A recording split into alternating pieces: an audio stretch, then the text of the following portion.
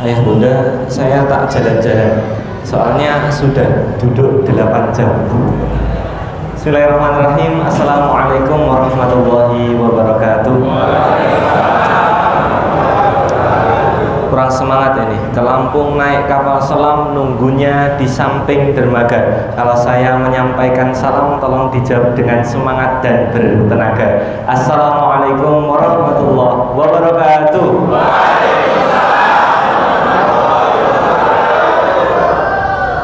Sehat ya Bapak Ibu? Alhamdulillah sehat. Izin Bapak bisa diangkat tangan kanannya Pak. Boleh ibu-ibu juga diangkat tangan kanannya Bu. Digerak-gerakkan semuanya sakit Bapak. Alhamdulillah ini membuktikan kalau kita nggak ada yang kena penyakit stroke. Saya itu nih. Setelah itu ditempelkan ke pundak samping kanannya Pak. So, samping kanannya nggih. Nah setelah itu izin Bapak dipijit-pijit dulu Pak. Nah, gitu. Jenengan sepaneng sekali. Nggih, izin. Setelah itu diketuk-ketuk sakit, Pak. Diketuk-ketuk. Diketuk-ketuk sambil mengucapkan apa yang saya ucapkan. Saudaraku, saudaraku. Sahabatku. Masalah kita sama. Yang berbeda hanyalah jumlah nominalnya.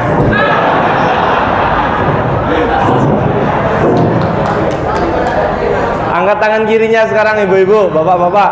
Gerak-gerakkan dulu, gerak-gerakkan dulu. Jenengan kita sepaneng atau oh, setelah itu pegang pundak kirinya, pembalasan lebih kejam.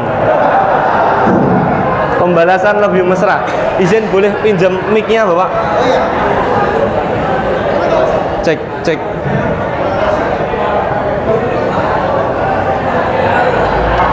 Lebih keras itu. Cek. Oke.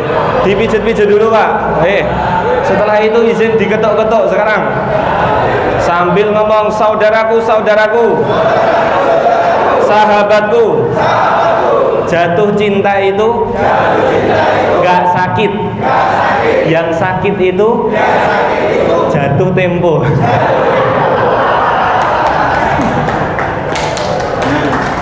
Alhamdulillah. Insyaallah.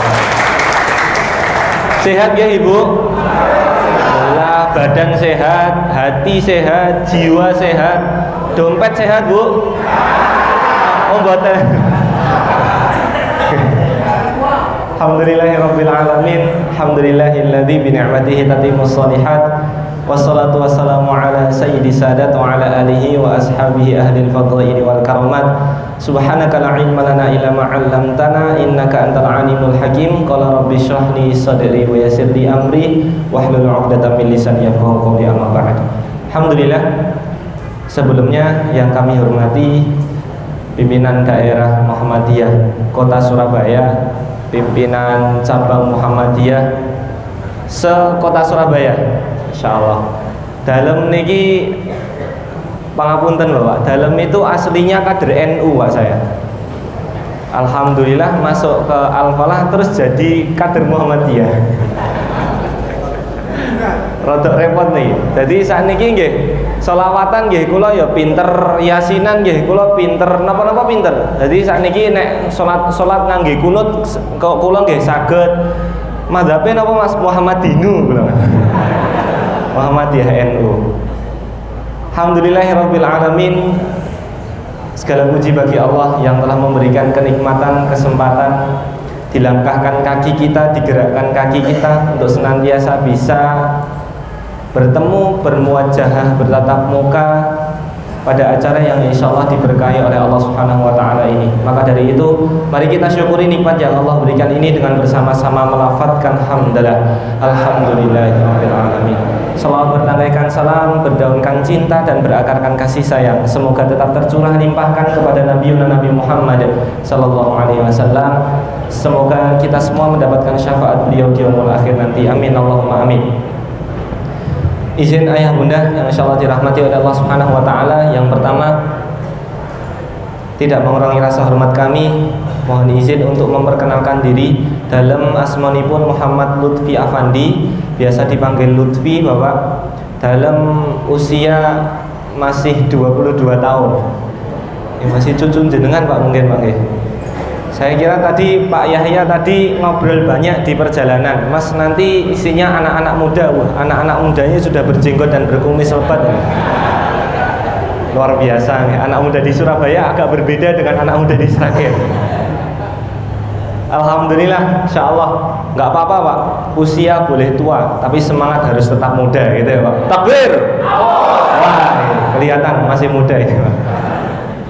Alhamdulillah, dalam asli dari Sragen dikasih amanah dari Masjid Raya Al-Falah untuk menjadi imam ketiga Masjid Raya Al-Falah. Di sana imamnya 5 Pak.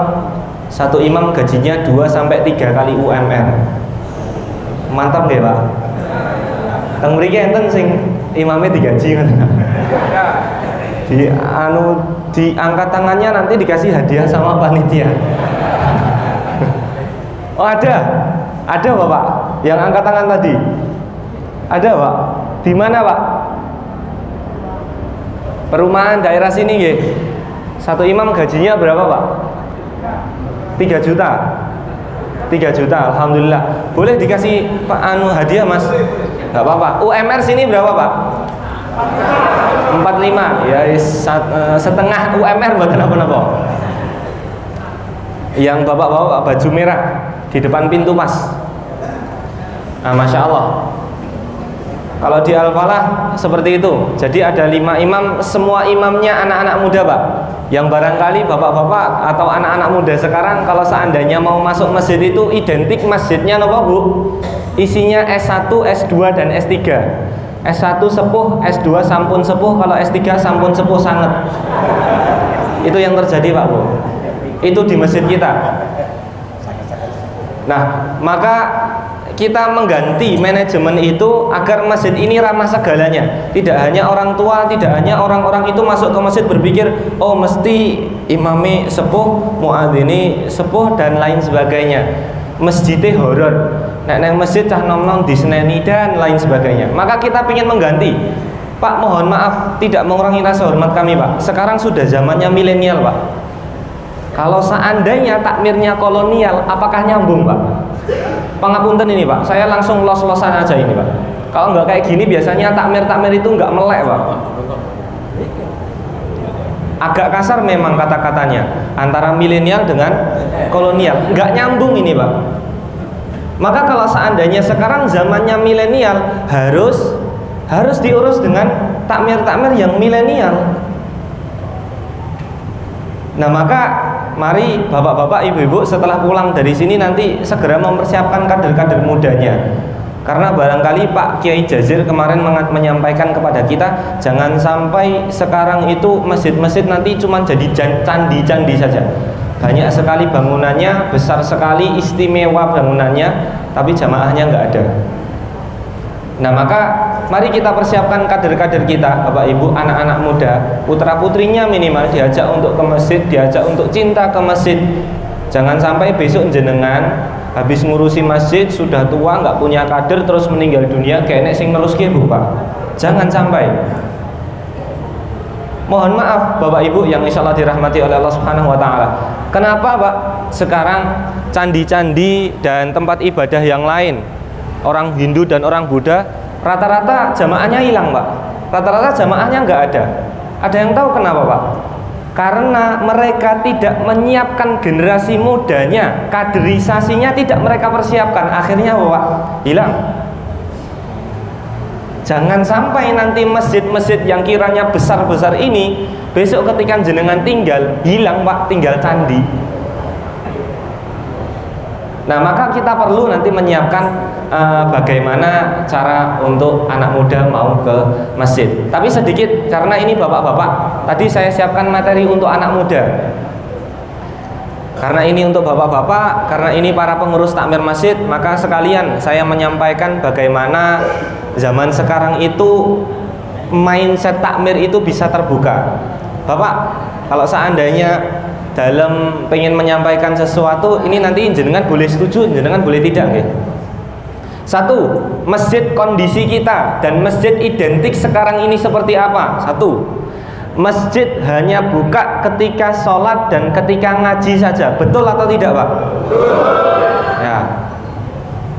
Jadi ketika sholat, ketika ngaji dibuka, setelah itu ditutup, dikunci, digembok dan lain sebagainya.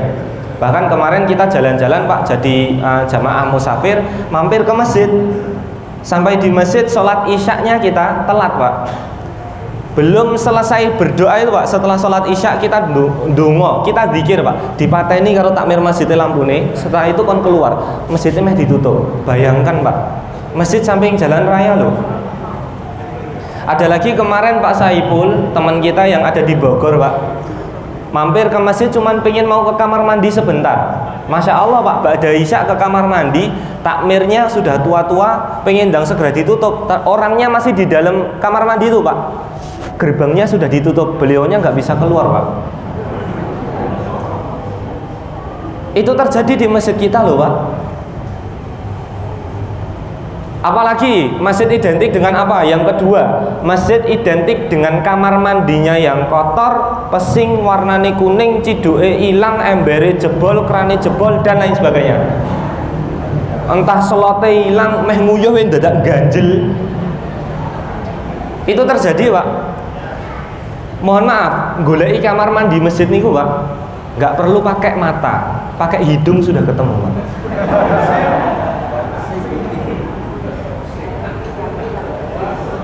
Itu identik masjid kita loh, Pak. Yang ketiga apa? Sudah masuk ke masjid nanti karpetnya nggak pernah dibersihkan, lantainya nggak pernah dipel. Mohon maaf, imamnya imam jorok. Ada yang tahu, Pak, imam jorok ini kenapa? Imam jorok niku nek dijorokne lagi dadi imam. Jenengan imam dadi imam. Nggih napa mboten, Pak? Nggih. Sesuke salate rada telat ben ora dadi. Itu terjadi loh, Pak, di masjid kita. Pak Lutfi. Insyaallah, sama-sama namanya Lutfi. Alhamdulillah kemarin sudah ngisi di masjid beliau. Jadi demikian, Pak, masjid-masjid seperti itu. Masjid yang nggak ada anak mudanya, masjid ada tulisan dilarang tidur di masjid, ada tulisan masjid ini sering terjadi kehilangan, ada tulisan dilarang membawa anak-anak kecil, kamar mandi khusus internal dan lain sebagainya. Itulah masjid kita sekarang. Terus ada pertanyaan seperti ini, bagaimana terus masjid itu bisa makmur ketika keadaannya demikian? Itu muhasabah untuk diri kita semua, Pak. Dan perlu kami sampaikan, Masjid Raya Al-Falah adalah masjid yang sebelum tahun 2016 kondisinya seperti itu, Pak. Sebenarnya saya mau cerita masjid saya sendiri sebelum tahun 2016. Nah, maka bapak-bapak yang sekarang masjidnya demikian, ibu-ibu yang sekarang masjidnya demikian, optimislah, Pak, Bu, masjid jenengan nanti bisa berubah. Saestu. Kita 2016 lebih parah daripada itu. Masjid yang besarnya 5.000 meter, sholat subuhnya cuma 7 jamaahnya, Pak. Sekarang saya tanya di sini bapak-bapak yang takmir masjid, ada yang masjidnya sholat subuhnya lebih daripada 100 orang, angkat tangan. Masih ada, alhamdulillah. Lebih daripada 150 orang, angkat tangan. Belum ada. Yang remajanya di masjid 20 orang aja, angkat tangan. Sholat subuhnya masih ada, Pak, alhamdulillah. Yang lebih tinggi lagi 50 orang, angkat tangan. Wah, abot ya, Mas.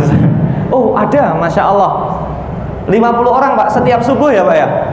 Masya Allah, luar biasa. Nanti boleh belajar, Pak, di masjid Bapak nanti ya. Oke. Yang tadi jamaahnya 200-an, angkat tangan. 150 ada. Kalau 200 sudah nggak ada. Dulu kita masjid yang besarnya 5.000 itu jamaahnya cuma 7. Sekarang setiap subuh, Pak, kita jamaahnya 500 sampai 600 jamaah. Nah, bagaimana caranya? Nanti insya Allah kita bareng-bareng akan membahas untuk sharing ini, Bapak Ibu. Jadi kita dulu pernah seterpuruk itu, sekarang alhamdulillah masjidnya bisa makmur. Maka jenengan-jenengan yang sampai sekarang kalau sholat subuh imamnya beliau, yang adzan beliau, yang iqomah beliau, jamaahnya juga beliau, mboten apa-apa, mboten usah sedih Pak, mboten usah pesimis, insya Allah nanti bisa. Bapak-bapak, ibu-ibu yang insya Allah dirahmati oleh Allah Subhanahu Wa Taala, tahun 2016 karena takmirnya tadi sepuh-sepuh semuanya, masjidnya nggak diurus, 5.000 meter pengurusnya cuma 3 orang, yang satu ngitung uang, yang satu jadi imam, yang satu tukang bersih-bersih. Makanya nggak keurus masjidnya. Akhirnya anak-anak muda protes. Anak-anak muda protes kepada bupati karena masjidnya adalah masjid Pemkab, pemerintah kabupaten. Protes ke bupati, dulu sejarahnya masjid ini adalah wakaf kepada orang-orang Muhammadiyah yang ngurus orang tua, sepuh-sepuh, nggak diurus sertifikat wakafnya Pak. Akhirnya tahun 80 sertifikat wakafnya dibelokkan sama bupati, tanahnya milik bupati. Karena sejarahnya ini adalah diberikan kepada orang-orang Muhammadiyah, maka pengelolaannya diberikan kepada Muhammadiyah. Sampai tahun 2016 tetap sama orang Muhammadiyah Pak, tapi sepuh-sepuh. Makanya nggak maksimal. Waktu itu sampai kas masjid itu numpuk di tabungan 275 juta Pak. Masih sedikit, di Sragen sampai sekarang masih ada masjid di daerah Gemolong sana, kas masjidnya 600 juta. Nah, setelah itu anak-anak muda protes sama bupati. Oh, ini orang tua seperti ini, masjid besar-besar kok gak diurusi, masjid kok gak ini nggo pacaran, masjid kok apa jenenge kamar mandine pesing dan lain sebagainya. Akhirnya pada waktu itu Pak, pada waktu itu digantilah setengah anak muda, setengah orang tua. Ditunjuklah Pak Prof Insinyur Kusnadi Ikhwani MM. Profnya bukan profesor, provokator. Nah, beliau ditunjuk untuk menjadi ketua takmir. Beliau ya sama Pak, kita kalau gampangannya ngeten ibu-ibu, kita kalau pengen benchmark, pengen jualan ayam tinggal tiru KFD sama McD, KFC sama McD. Kalau pengen jualan kopi tinggal tiru Starbucks, karena pola sukses itu bisa kita tiru. Kalau pengen buat bandara yang bagus tinggal di Singapura. Sama, kalau pengen masjidnya makmur, dulu sudah ada benchmarknya. Sejak tahun 90 sudah viral Masjid Jogokarian yang bisa memakmurkan masjidnya. Ya sudah, tinggal ke sana Pak, tiru pola suksesnya. Di sana melaksanakan apa? Laksanakan di masjidnya masing-masing. Betapa banyak Pak sekarang orang-orang studi banding di Jogokarian. Sampai sekarang nggak ada yang muncul masjidnya. Sampai sekarang masjidnya biasa-biasa, anteng aja. Kenapa kok demikian? Orang itu pada studi banding tok Pak. Studi banding niku koyok Farel Pak, dibanding-banding ketok. Nggak pernah dieksekusi. Lah bagaimana mau maju kalau kita cuma banding-bandingin tok? Akhirnya ke sana kita studi tiru, ATP, amati tiru plek. Mboten usah dimodifikasi, kesuwen. Pulang dari sana, apa yang kita lihat di sana langsung kita laksanakan di Sragen. Cuman itu aja Pak sebenarnya. Di sana kita lihat, oh 2:30 pagi banyak orang yang penduduk-penduduk yang sholat tahajud di masjid. Oh berarti masjid buka 24 jam.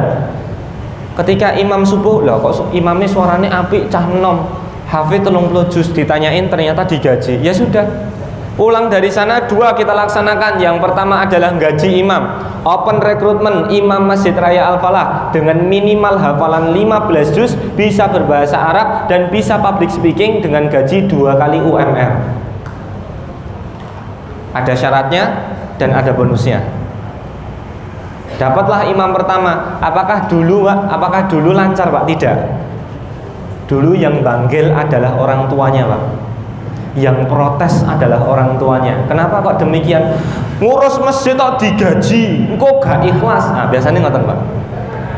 Karena di Indonesia itu gaji untuk imam masjid itu tasih tabu Pak, masih tabu. Ngurus masjid kok digaji, kok gak ikhlas? Nah maka Pak Kus ya cuman menjawab seperti ini.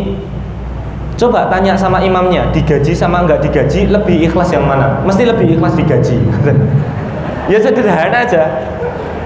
Nggih to, Pak? Jenengan ngurusi masjid digaji kalian mboten digaji. Luwih ikhlas nang pundi, Pak? Ya digaji. Bisa fokus, iso ngurusi keluarga, iso ngurusi masjid. Beliau 2017 berangkat ke Malaysia, ke Turki sama umroh. Pulang dari sana membawa insek yang sangat luar biasa. Ternyata bapak-bapak, ibu-ibu, tukang napa niku kebersihan, tukang kebersihan yang pakai seragam biru, pakai seragam hijau di Masjidil Haram itu gajinya 1 bulan 4,5 juta. Mosok cleaning service saja digaji, imamnya gak digaji. Penasaran kita Pak, cari tahu kita. Setelah kita riset 2017, badal imam, belum jadi imam, masih belakang imam itu. Belakang imam, badal imam Masjidil Haram gajinya 85 juta per bulan. Imam Masjidil Haram gajinya 175 juta per bulan. Tahun 2022 imam Masjidil Haram nggak digaji Pak Bu, dikasih cek kosong, suruh nulis sendiri gaji yang dia mau. Saestu Pak. Ini mau memuliakan imamnya. Loh kan iku ning Masjidil Haram Mas. Oh ya sudah. Di Malaysia, di Turki rata-rata imam gajinya 20 sampai 30 juta Pak. Cuman di Indonesia aja imam digaji seikhlasnya. Makanya mocone Quran surah Al-Ikhlas. Boten Pak. Boten saestu. Bercanda nih saya.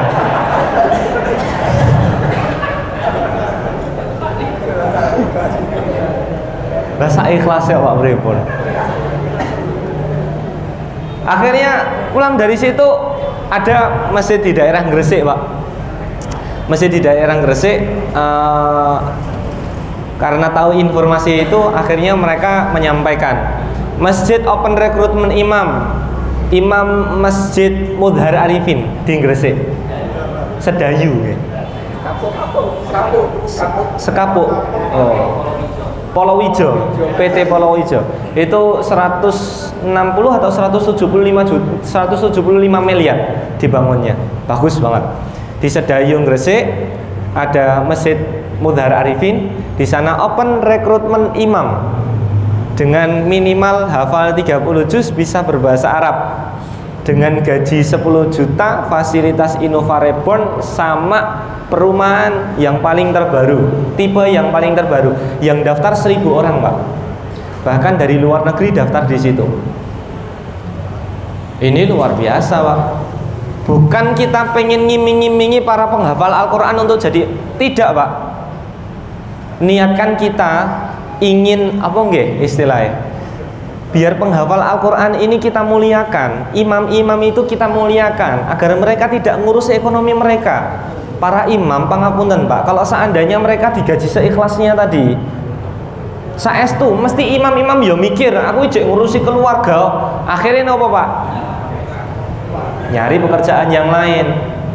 Akhirnya apa Pak? Ya nek kesel neng masjid, nek ora kesel lagi neng masjid. Nek enek waktu luang ya neng masjid, nek gak enek waktu luang ya gak neng masjid. Kenapa Pak? Seikhlasnya. Maka kalau pengen imam fokus untuk ngurusi masjid, gaji Pak pun itu yang paling aman. Nah, setelah itu muncul lagi masjid buka 24 jam. Wah, diprotes lagi Pak sama takmir masjid. Masjid kok buka 24 jam? Engko udah hilang-hilang kayak tadi. Engko udah hilang-hilang masjidnya. Masjid kan banyak sekali ada tulisan, masjid ini sering terjadi kehilangan. Bawahnya ada tulisan, barang hilang takmir tidak bertanggung jawab. Ini orang tidak bertanggung jawab kok dijadikan takmir. Balik-balik nih Pak. Akhirnya pulang dari sana kita ganti Pak. Barang hilang takmir bertanggung jawab, diganti. Besoknya ada 2 sepeda motor hilang Bu. Lah terus piye Mas, digentos? Nggih, digentos. Besoknya kita belajar di Masjid Darut Tauhid Bandung, punyanya A'agim. Di sana ada tulisan, masjid ini dilihat oleh Allah, dicatat oleh malaikat, dan direkam oleh CCTV. Pulang dari sana kita langsung pasang 18 titik CCTV. Besoknya ada kehilangan, kita langsung tahu siapa yang nyolong. Ya seperti itu Pak. Takmir masjid itu seperti itu. Jangan gampangane pasang wifi, Mas engko nek nggo buka sing elek-elek piye. Nah, itu jenengan alasan terus mawon. Nanti anak-anak muda nggak mungkin mau ke masjid Pak. Kalau ada pasang wifi, anak-anak muda cuman main wifi tok, gak tahu sholat, ya dikandani toh Pak. Nek buka sing ya dikandani. Kan gampang apa ngurusin jenengan. Sederhananya seperti itu. Nah, lagi awal kita melaksanakan itu adalah 275 juta kas yang ada di masjid itu kita nolkan karena Jogokarian kasnya nol Pak, kita nolkan. Wah itu takmir yang sepuh Pak, marah-marah pol itu Pak. Duit wis tak kelompok ke pirang-pirang tahun dintek ke sebulan tok karepe piye to cah nom-nom ki kan Pak. Wah dihabiskan waktu itu. Akhirnya Pakku sempat mutung waktu itu, sempat mutung mau menyerah. Dahlah, aku nek dadi takmir masjid pengen melaksanakan suatu perubahan, kok dindat-ndat ngene wis tak bali ya. Aku tak metu sama ketua takmir.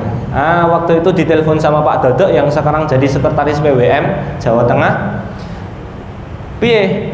Aku tak metu sama takmir masjid. Loh, kok metu ngopo? Lah anggota-anggota gak do manut karo aku kok. Mbah-mbah sing tuwek-tuwek sing sepuh-sepuh wing angel tenan ngandani. Sik ngene, sampeyane aja dadi pemimpin cap telo, titik-titik mutung ngoten, Pak. Terus disampaikan sama Pak sekretaris PWM seperti itu. Pemimpin cap telo, titik-titik mutung. Sing ngeyel sapa? Anggota. Lah ketuane sapa? Aku. Lah mosok ketua kalah karo anggota.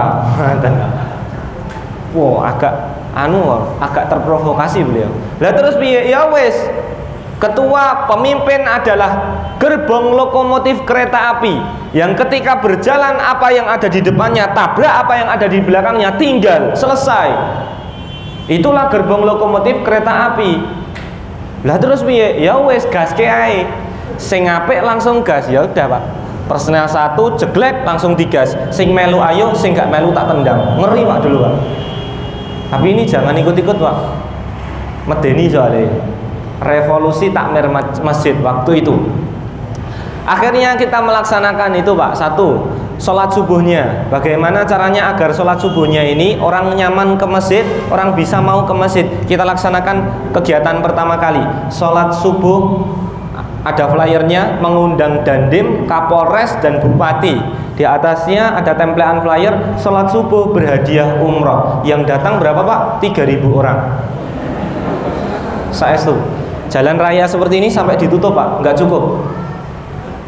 Wah, akhirnya kita menyimpul, oh ternyata seperti ini. Jamaah di Indonesia itu istimewa Pak. Istimewanya apa? Mereka nek dimingi-mingi seperti itu mau. Hadis Rasulullah sholat 2 rakaat sebelum subuh pahalanya sebesar dunia dan seisinya. Pret. Nggak percaya mereka Pak. Kenapa? Hadiahnya gaib, gak ketok. Ketika dinyatakan surga ini ditonton terlalu aduh Pak, dicedak sih, dadi umroh. Ternyata mereka mau. Udahlah contoh sederhana Pak, jenengan aja tanya bapak-bapak nggih. Bapak-bapak, kalau seandainya ini rumahnya bapak-bapak di tengah, samping sini ada masjid, samping sini ada masjid, jaraknya sama. Yang kanan sini masjidnya ada subuh berkahnya, yang sini nggak ada subuh berkahnya. Jenengan pilih yang mana Pak? Ya tetap enak subuh berkah, sisan lah sarapan. Itulah istimewanya jamaah di Indonesia. Maka mboten napa-napa Pak, kalau seandainya cara kita menarik untuk ke masjid, daya tariknya ke masjid lewat seperti itu nggak apa-apa. Akhirnya besok kita sholat subuh berhadiah sepeda motor, sholat subuh berhadiah kulkas, TV, mesin cuci, HP dan lain sebagainya. Dan ternyata Pak jamaah seneng. Kenapa? Pulang-pulang bawa kulkas itu loh, nonton kulkas tonggo-tonggo nih. Barkong di kami di barkong alpalah sholat subuh neng kono ternyata untuk kulkas. Tonggo-tonggo ini seneng Pak ke masjid kabeh. Tekan masjid lho kulkas endi. Mboten apa-apa. Terus banyaklah cuitan waktu itu. Oh neng masjid tok enek hadiah. Engko niate malah golek hadiah. Niatnya malah orang sholat. Ya sudah Pak. Pak Kus yo jawabnya enak. Takmir masjid nggak ngurusi niat jamaah. Niat jamaah itu antara jamaah dengan Allah. Takmir masjid nggak bisa ngurusi Pak. Masa arek mau masuk masjid jenengan niatin apa mboten saged Pak. Sitok-sitok pripun. Mboten saged. Takmir masjid itu tugasnya memobilisasi jamaah agar mau ke masjid. Bagaimanapun caranya Pak. Besoknya kita adakan makan-makan. Wah banyak yang seneng Pak, tapi juga banyak yang kontra. Masjid kok duit infaknya dientek-entek nggo mangan. titik nggo mangan, titik nggo mangan. Orang yang komen kayak gitu Pak, besoknya ikut makan Pak. Saestu nih Pak. Ora yo gregetene sak pole Pak. Tapi nggih pripun nah. Jenenge ngurusi wong akeh Pak. Ngurusi masjid itu ngurusi wong akeh. Nah maka waktu itu ya sudah, kalau seandainya itu baik tadi kita laksanakan saja. Mau ada cuitan dari luar dan lain sebagainya, saran atau kritik yang membangun itu kita terima. Tapi kalau kritik yang menjelek-menjelek kita nggak terima, terserah gitu aja. Nah termasuk pada waktu itu kita gaungkan anak mudanya. Karena hari ini spesial untuk anak muda. Satu hal Pak, tips agar anak muda itu mau ke masjid. Ini untuk para ketua takmirnya, untuk para takmirnya, agar bisa open mindset. Kalau open mindset nanti insya Allah jamaahnya makmur Pak. Tapi kalau nggak open mindset, saestu masjidnya mesti kayak gitu terus. Anak muda itu ada 6 tips, namanya 6I. 6I ini apa saja? Nasi, wifi, kopi, rekreasi, gaji, dan istri. 6 ini Pak. Kalau di Al-Falaq menjalankan 6 ini. Nasi, wifi, kopi, rekreasi, gaji, dicarikan istri. 6I. Nasi, kenapa kok nasi? Pak Kiai Jazir menyampaikan, cah nom seneng sego, ora seneng swara. Anak muda itu suka makan Pak. Kalau seandainya anak muda langsung jenengan ajak pengajian pun, besoknya nggak mungkin mau ke masjid lagi. Kapok mesti Pak.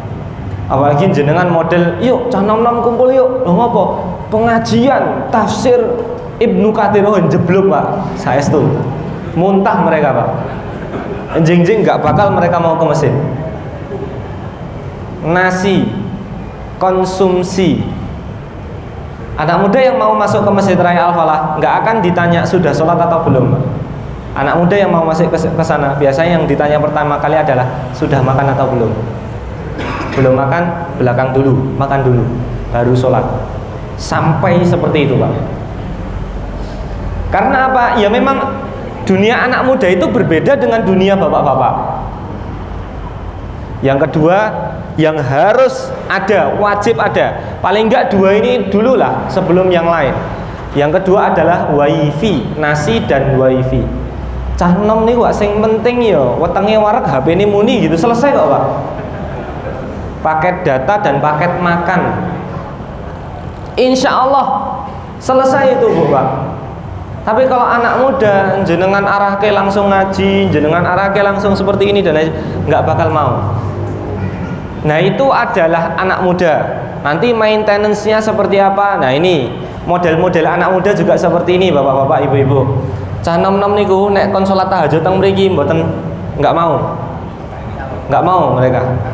Mereka harus dibawa kemana? Nah, dibawa ke Gresik sana dulu, dibawa ke samping pantai, nanti sampai sana diajak sholat tahajud. Mau Pak mereka? Bentene cah nom. Kalian tiang sepuh ngoten niku Pak. Orang tua sholat subuh, sholat tahajud di sini mau mungkin. Tapi kalau anak muda nggak mau. Mereka harus diajak dolan dulu, touring dulu dan lain sebagainya. Dan ini kesuksesan yang ada di masa depan yang katanya 2045 kalau kita baca Pak adalah bonus demografi Indonesia. 60-70% masyarakat di Indonesia semuanya adalah anak muda. Saya takut Pak besok itu malah nggak jadi bonus demografi. Kenapa kok demikian? Baru hari ini jam 3 tadi Pak ditemukan anak muda kelas 2 SMP yang ada di Cilacap, Jawa Barat. Melaksanakan apa Pak? Perundungan. Dibully temennya, dikuamplengi sak kelompok. Sampai mengerikan sekali videonya Pak. Kita lihat 2 bulan yang lalu ada siswa di daerah Bengkulu, siswa SMP yang diingatkan oleh gurunya karena ke sekolah bawa rokok. Diingatkan sama gurunya, nggak terima ngomong sama bapaknya. Bapak datang ke sekolah, dipelinteng mripate sampai hilang mripate Pak. Itu terjadi di zaman ini. Itu terjadi anak-anak muda. Nah ini yang bertanggung jawab siapa Pak? Panjenengan semua. Takmir masjid.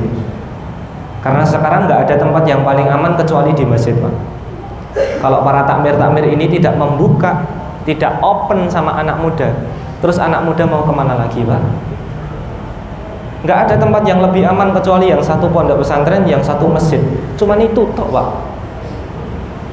Kalau seandainya kita nggak buka mindset, terus bagaimana terus kondisi anak-anak muda ini? Ngeri Pak sekarang. Zamannya TikTok, zamannya apa dan lain sebagainya. Anak-anak SMP ketika ditanya kata-kata hari ini, dijawabnya apa Pak? Aku padamu, tapi kue padanya. Itu ngeri loh Pak. Setelah itu, padahal saya itu ngisinya di masjid. Setelah ngomong aku padamu tapi kue padanya, selebel. Setelah itu apa? Joget-joget gini Pak. Bayangkan itu anak muda sekarang Bu. Barangkali nggak usah anak muda sekarang, barangkali putra putri jenengan sekarang. Nah maka kita harus bentengi, jangan sampai 2045 yang digadang-gadang menjadi bonus demografi. Yang ini Masya Allah, negara-negara di dunia ini lihat langsung di Indonesia, disorot mata Indonesia. Karena apa? Ya ini Indonesia mesti masa emasnya itu tahun 2045. Tapi kalau kondisi anak mudanya seperti ini, saya takut nggak jadi bonus demografi Bapak Ibu. Saya takut jadinya nanti malah beban demografi. Nah maka ini tugas kita semua. Masjid harus memfasilitasi anak muda. Agar apa Bapak Ibu? Agar anak muda ini balik ke masjid. Dan jenengan senengnya Pak Bu, dua anak yang setiap hari ke masjid, setiap hari tidurnya di masjid. Dia nggak tahan kalau seandainya satu hari itu nggak ke masjid. Dah senengnya Bapak Ibu anaknya yang sekarang sudah hafal Al-Quran. Dah senengnya Bapak Ibu anak putra putrinya yang sekarang ngajar ngaji, anak-anak TPA. Dan kalau seandainya bapak-bapak ibu-ibu, tapi terkadang sekarang itu ya masih pikirannya masih anu ya Pak, masih kapitalis ya. Kapitalisnya seperti apa? Contoh seperti ini, ibu-ibu saja. Kalau bapak-bapak mungkin berbeda. Ibu-ibu, kalau ditanyain ibu-ibu punya putri. Nah, ada salah satu laki-laki yang melamar anaknya ibu, calon mantu ibu, yang satu pekerjaannya jadi marbot masjid, yang satu jadi pegawai negeri. Jenengan pilih yang mana Bu?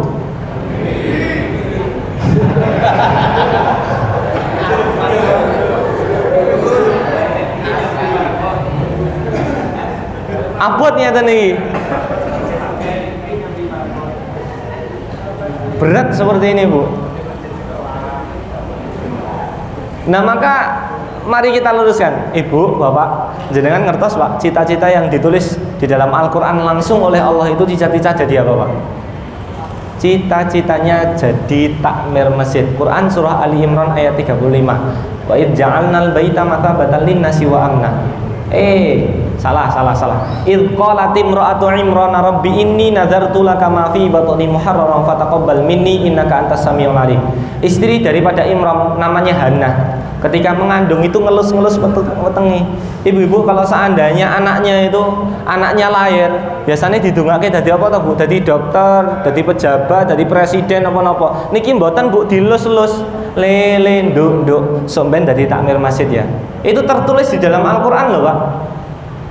Maka cita-cita jadi takmir masjid itu dirindukan, itu diangan-angankan oleh orang-orang soleh terdahulu. Pak, Bu, jangan ngertos ketika Nabi Muhammad masuk ke masjid ada anak muda yang ngekake lampu di Masjid Nabawi. Rasul deketi Pak. Setelah itu ditanya, wahai anak muda, namamu siapa? Nama saya Fulan bin Fulan ya wahai Rasul. Oh alah lele, kalau seandainya saya masih punya putri yang belum menikah, saya akan jadikan mantu engkau.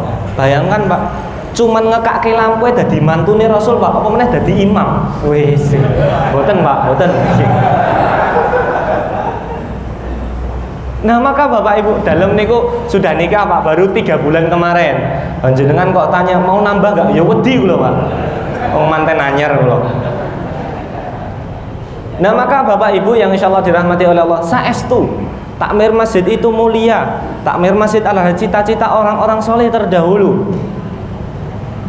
Dan putra-putrinya yang mau memakmurkan masjid, Masya Allah luar biasa Bu. Maka dari itu nggak perlu ragu bapak-bapak yang sekarang jadi takmir masjid. Kok abot ngurusi masjid ya, ngurusi surga ya rada abot Pak. Yang jenengan nenteng wis lah, hadiahnya kipas angin ae. Iki hadiahnya surga ya Pak. Ya kudu abot. Nah, maka perlu kami sampaikan sedemikian itu, dan bapak-bapak, ibu-ibu semoga bisa mengambil ilmu dan pembelajaran. Terlalu lama nggih, Ustaz? Terlalu lama materinya daripada Ustaz tadi. Mohon maaf, Ustaz. Jadi mungkin itu secara general materi yang saya sampaikan. Masih banyak lagi sebenarnya bapak-bapak, ibu-ibu. Kalau seandainya boleh lihat videonya pun, langsung saya lihatkan video kegiatan di Masjid Raya Al-Falah yang waktu itu pertama kalinya kita dakwah kepada orang-orang yang nggak pakai jilbab, yang pakai celana pendek, yang seluruh badannya ada tatonya, agar mereka mau dulu masuk masjid dengan kegiatan apapun, walaupun kita harus pakai itu, Pak, pakai skateboard, pakai BMX kan di dalam masjid, kita laksanakan agar mereka mau dulu ke masjid, agar mereka menghilangkan pikiran mereka tentang masjid itu horor, wong tuwek tok dan lain sebagainya. Mereka mau dulu ke masjid. Tahun 2018, tahun 2021 mereka yang ngisi kajian, Pak. Mereka yang menyiapkan kajian, mereka yang jadi MC kajian, mereka yang ngisi kajian. Kita perlu sabar untuk ngurusi anak muda, Pak. Nggak bisa langsung dasdes. Nah, maka dari itu Bapak Ibu, monggo kalau seandainya mau berangkat ke Masjid Raya Al-Falah, insya Allah kami tunggu dengan bahagia, kami sambut dengan hangat, dan insya Allah dari Surabaya pun insya Allah juga akan berangkat ke sana tanggal 1 Oktober. Nanti menghubungi Pak Yahya saja. 4 bis, Masya Allah, luar biasa. Nanti kami tunggu di sana agar bapak-bapak, ibu-ibu nanti bisa menyaksikan langsung. Oh, seperti ini toh ternyata gitu. Tidak hanya kalau sekarang kan mung awang-awang tok, kok apik men ya. Masjid Raya Al-Falah itu sekarang, Mbak, kegiatannya satu hari 5 kegiatan, satu pekan 35 kegiatan, satu bulan 150 kegiatan. Mang bayangke Pak, 150 kegiatan diurusi sama orang tua, meleot, Pak. Nah, maka kita semuanya anak muda di sana itu paling Mbak, yang ngurusi masjid, yang jadi marbot masjid, yang full time 24 jam. Paling senior umur 27 tahun, Pak. Paling senior pun itu. Kalau kita kan pengurus masjid umur 72 tahun kan, Pak. Kewali. Nah, maka jangan percaya saya dulu, nanti ke sana baru dibuktikan, Pak. Seperti itu barangkali yang bisa dalam sampaikan. Oh iya, satu informasi lagi, 2016 ketika tidak ada kegiatan sama sekali, infak Masjid Raya Al-Falah 12 juta per bulan. Masjidnya di samping jalan seperti ini, sama kayak ini. Ketika sekarang sudah ada kegiatan banyak, 150, bahkan kalau di bulan Ramadan kita ada 350 kegiatan, Pak. Setiap bulannya kita sekitar 40 sampai 50 ribu jamaah yang keluar masuk di Masjid Raya Al-Falah. Alhamdulillah, infak kita satu bulan 620 juta per bulan sekarang. Itu belum ada apa-apanya, Pak. Saya sampaikan seperti itu. Alhamdulillah, saya sudah keliling di Indonesia, termasuk di Pontianak, di Sulawesi, dan di berbagai pulau yang lain. Di Pontianak kemarin ada masjid yang kecil, Pak, 11 kali 17 meter saja. Infaknya satu bulan 12 miliar. Mobilnya ada 80, mobilnya rata-rata Velfire, Alphard, sama Rubicon. Mantap nih, Pak. Saestu nih, Pak, saya nggak ngarang cerita ini, Pak, ada ini, Pak, di Pontianak. Nah, maka apalah kita masjidnya yang besar-besar sekarang tapi infaknya kecil gitu, maka ndang belajar. Matur nuwun, jazakumullah. Assalamualaikum warahmatullahi wabarakatuh.